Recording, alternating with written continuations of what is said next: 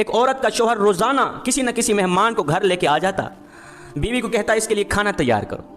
شوہر کے روز کی اس معمول سے تنگ آ کر یہ عورت شکایت لے کر میرے اور آپ کے کریم نبی جناب حضرت محمد مصطفیٰ صلی اللہ علیہ وسلم کی بارگاہ میں حاضر ہوئی، رو کر شکایت کرنے لگی، یا رسول اللہ، میرے شوہر نے معمول بنایا ہوا ہے، روزانہ کسی نہ کسی مہمان کو گھر لے کے آ جاتا ہے اور کہتا ہے اس کے لیے کھانا تیار کرو۔ کڑکتی دھوپ میں مجھے آگ جلانی پڑ جاتی ہے، کھانا تیار کرنا پڑتا ہے، چلو ایک دن کے لیے تو مہمان آ جائے، اس کی خدمت کی جائے، لیکن اس نے معمول بنایا ہوا ہے، روزانہ کسی نہ کسی مہمان کو لے کر آ جاتا ہے اور کہتا ہے اس کے لیے کھانا تیار کرو۔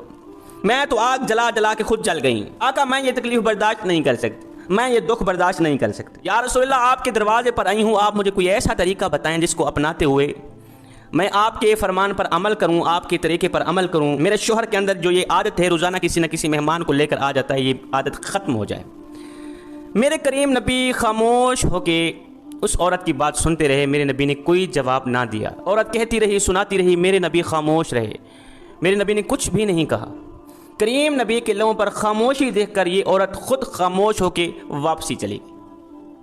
جب گھر میں گئی دوسرے دن میرے کریم نبی نے اس عورت کے شوہر کو بلایا، کہا کہ کل میں آپ کے گھر کا مہمان بننے والا ہوں۔ وہ تو خوش ہو گیا، دوڑ کر گیا، اپنی بیوی کو کہا کل اللہ کے نبی ہمارے گھر کے مہمان بننے والے ہیں، کل آپ نے کھانا تیار کرنا ہے۔ وہ عورت بھی سن کر بڑی خوش ہوئی، صبح اٹھتے ہی اس نے تیاریاں شروع کر دی، کھانے بنانے شروع کر دی۔ میرے کریم نبی نے وہاں کھانا کیا کھانا تھا، میرے نبی تو وہاں ان کو سبق دینے جا رہے تھے، ان کی آنکھوں سے ان کو کچھ دکھلانے جا رہے تھے۔ خیر دوسرے دن میرے کریم نبی ان کے گھر پہنچے، دسترخوان لگ گیا، کھانے لگ گئے۔ کھانا کھانے سے پہلے میرے نبی نے اس کے شوہر کو کہا کہ جب میں واپسی پر جانے لگوں اپنی بیوی کو کہنا دروازے تک میرے پیچھے پیچھے دیکھتی رہے گی، جب تک میں دروازے سے باہر نہ نکلوں، حویلی کے چار دیواری کے دروازے سے گیٹ سے باہر نہ نکلوں، بیوی کو کہنا کہ میرے پیچھے پیچھے دیکھتی رہے گی۔ اس نے ایسا ہی کیا۔ خیر میرے کریم نبی نے کچھ کھانا تناول فرمایا۔ کھانا کھانے کے بعد میرے کریم نبی دعا کرتے ہوئے اٹھے۔ اب یہ عورت میرے نبی کے فرمان پر عمل کرتے ہوئے اس عورت نے میرے نبی کے پیچھے پیچھے دیکھنا شروع کیا۔ دیکھتے ہی یہ عورت بے ہوش ہو گئی، اس کو ایسا منظر نظر آیا کہ تاب نہ لا سکی، برداشت نہ کر سکی، بے ہوش ہو گئی۔ میرے کریم نبی آگے چلے گئے۔ جب اس عورت کو ہوش آئی تو اس کے شوہر نے پوچھا کہ آخر وجہ کیا تھی، کیا تجھے نظر آیا تھا؟ مجھے تو کچھ بھی نظر نہیں آیا، تجھے کون سی ایسی چیزیں نظر آئی کہ تو دیکھ کر بے ہوش ہو گئی؟ اس نے کہا جب میرے نبی کمرے سے باہر نکل کر حویلی کے چار دیواری کے دروازے تک جا رہے تھے تو میں نے دیکھا کہ نبی کے پیچھے سانپ، بچھو، کیڑے مکوڑے اور بھی کافی ساری بلائیں تھیں، نبی کے پیچھے پیچھے جا رہی تھی۔ دوسرے دن یہ دونوں میاں بیوی نبی کی خدمت میں حاضر ہوئے۔ اس عورت نے پوچھا آقا آخر وجہ کیا تھی؟ میرے نبی نے فرمایا میں صرف تمہیں دکھلانے کے لیے گیا تھا کہ مہمان جو گھر میں آتا ہے، ایک تو وہ اپنا رزق ساتھ لے کر آتا ہے، وہ تمہارا کچھ بھی نہیں کھا کے جاتا، وہ اپنا رزق ساتھ لے کر آتا ہے۔ دوسری بات یہ ہے کہ جب وہ جاتا ہے تمہاری بلاؤں کو بھی ساتھ لے کے جاتا ہے، تمہارے گناہوں کو بھی ساتھ لے کے جاتا ہے، تمہارے اوپر جو مصیبتیں ہوتی ہیں یا آنے والی ہوتی ہیں ان تمام چیزوں کو ساتھ لے کے جاتا ہے۔ حضرت مولانا جلال الدین رومی رحمۃ اللہ تعالیٰ علیہ یہاں پر فرماتے ہیں اللہ رسول کی رضا کے لیے مخلوق خدا کی خدمت، مخلوق خدا کو مہمانی دینا، ان کی مہمان نوازی کرنا، یہ عمل گناہوں کو اس طرح کھاتا ہے جس طرح آگ لکڑیوں کو کھاتی ہے۔ اس سے بندے کے گناہ جھڑتے ہیں۔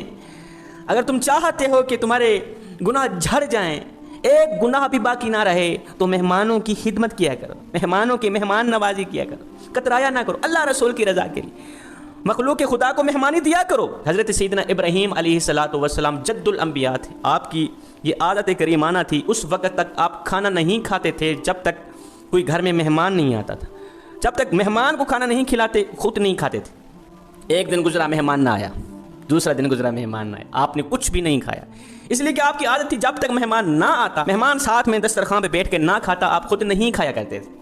ایک دن گزرا مہمان نہ آیا، آپ نے کچھ نہیں کھایا، دوسرا دن گزرا مہمان نہ آیا، آپ نے کچھ نہیں کھایا، جب تیسرا دن گزرا پیٹ روٹی مانگنے لگا، بھوک ستانے لگی۔ اللہ کے نبی حضرت سیدنا ابراہیم علیہ السلام گھر سے باہر نکلے، جاؤں کسی کو لے کر آؤں، اس کو بھی کھلاؤں خود بھی کھاؤں۔ باہر نکلے، دیکھا ایک بوڑھا شخص آ رہا تھا، 70-80 سال عمر کا تھا، بھاگ کر گئے، بھوک لگی ہوئی ہے، کھانا کھانا ہے؟ اس نے کہا جی کھانا ہے۔ اس کو لے کر آئے، دسترخوان میں بٹھا دیا، چلو جی شروع کرو۔ اس نے روٹی اٹھائی، کھانے لگا۔ اللہ کے نبی نے فرمایا رکھ دے روٹی، رکھ دے۔ اس نے رکھ دی۔ کیا ہوا؟ تو نے بسم اللہ کیوں نہیں پڑھی؟ اس نے کہا جی میں تو اللہ کو مانتا ہی نہیں، میں تو کافر ہوں، میں تو مسلمان ہوں بھی نہیں، مجھے تو پتہ ہی نہیں بسم اللہ ہوتی کیا ہے، مجھے تو پتہ نہیں اللہ ہے کیا، اللہ کون ہے۔ حضرت سیدنا ابراہیم علیہ السلام کو جلال آ گیا۔ ابراہیم علیہ السلام نے فرمایا پھر اٹھ کے دفع ہو جا، میں تجھے کھانا نہیں کھلاتا، دفع ہو جا، اگر تو اللہ کو نہیں مانتا، بسم اللہ نہیں پڑھتا، دفع ہو جا، میں تجھے کھانا نہیں کھلاتا۔ وہ یہاں سے اٹھ کے چلا گیا۔ ادھر سے یہ مہمان اٹھ کے گیا، ادھر سے حضرت جبریل علیہ السلام حاضر ہوئے۔ خلیل اللہ فرما رہا ہے تو نے ایک ٹائم کا کھانا میرے بندے کو دینا گوارا نہیں کیا، اس کا قصور یہ تھا کہ وہ مجھے مانتا نہیں تھا۔ ہائے ہائے ہائے، تو نے ایک ٹائم کا کھانا میرے بندے کو کھلانا گوارا نہیں کیا، اس کا قصور یہ تھا کہ وہ مجھے مانتا نہیں تھا۔ ابراہیم دیکھ تو صحیح، 70 سال سے میں اسے کھلا بھی رہا ہوں، میں اسے پلا بھی رہا ہوں، میں نے تو کبھی نہیں پوچھا کہ تو مجھے کیوں نہیں مانتا، تو مجھے مانے گا تب میں تجھے کھلاؤں گا، تو مجھے مانے گا تب میں تجھے پلاؤں گا، میں نے تو کبھی نہیں کہا۔ صاحب آپ کے محلے میں اگر کوئی شیعہ رہتا ہے، وہابی رہتا ہے، دیوبندی رہتا ہے، یا کوئی غیر مسلم رہتا ہے، اس کا حساب وہ خود دے گا، لیکن سنو اگر روٹی نہ ملنے کی وجہ سے رات کو بھوکا سو گیا تو اے بندے اس کا حساب تجھے دینا پڑے۔ تو فرمایا میرے نبی نے جو مہمان آتا ہے، مہمان کی مہمان نوازی، اس کی خدمت انسان کے گناہوں کو جلا کر راکھ کر دیتی۔